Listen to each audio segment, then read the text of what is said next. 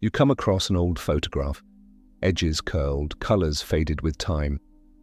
There you are, young, bright-eyed, full of fire, believing the world was yours to shape.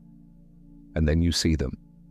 The screen icon you once looked up to, now with silver hair and softer eyes, moving more slowly, their voice carrying the weight of years.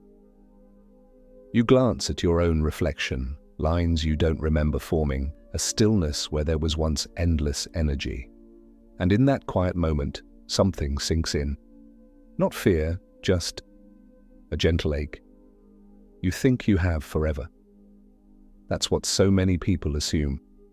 They walk through life as if time is on their side. They chase power, they cling to jealousy, they stir up division. And even when it costs them relationships, peace, and dignity, they refuse to stop. They hurt others, not because they must, but because it satisfies something broken within them.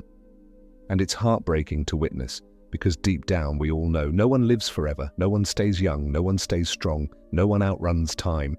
And yet some live as if they'll be here for 1,000 years.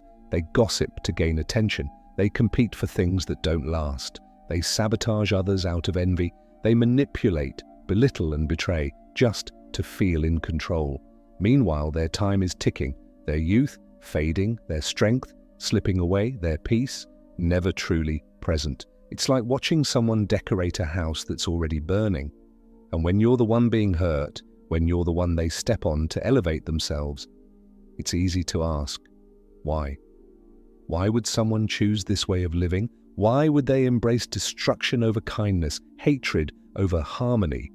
But here's the truth they don't want to face. The things they're chasing, status, power, being right, being feared, none of it will matter in the end.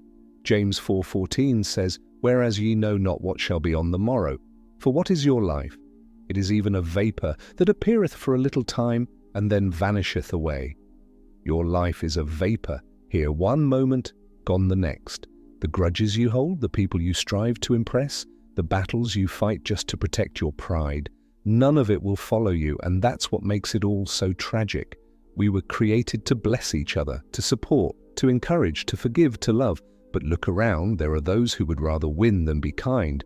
They would rather be envied than respected. They would rather destroy than admit they were wrong. And maybe you've tried. You believed in their potential because you wanted grace to triumph. You waited, you prayed, you hoped they would change. But some people don't want to be better. They are blind to their own faults, and even when they catch a glimpse of them, pride won't let them confess. So they turn against the very one who dared to care. Eventually you reach a point where it hurts too much. You try to hold on, but it's tearing you apart.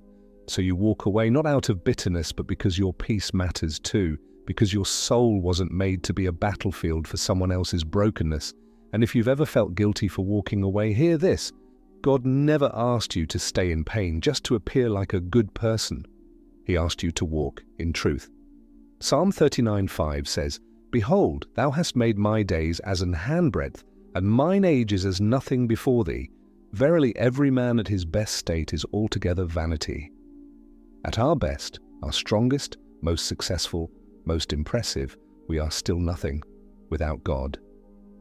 So what now? We shift our gaze, we stop chasing what fades, and we begin to cherish what remains. The warmth of morning light, the way laughter feels deep in the chest, the sound of a loved one's voice, a simple meal shared with those who care. These are the things that last, not because they exist forever, but because they live forever in the heart. Gratitude isn't about having everything, it's about recognizing the beauty in what we already have. Peace isn't found in reaching the top, it's discovered in learning to rest at the bottom. Every breath is a gift, every moment is an invitation to slow down, to breathe deeply, to live fully. We fill our schedules, we chase more, bigger, faster, but God often whispers in the stillness. He reminds us quietly, be still and know. Ecclesiastes 4:6 says, "Better is an handful with quietness than both the hands full with travail and vexation of spirit." So we choose simplicity, not because we lack ambition, but because we've learned what truly matters. We pursue joy, not noise, connection, not competition, stillness, not striving. And when we live this way, we begin to notice. A sunset feels like a miracle.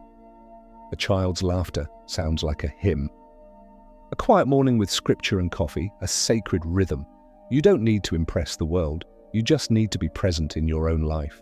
And when you are, when your soul is no longer chasing, proving, performing, peace finds its way in.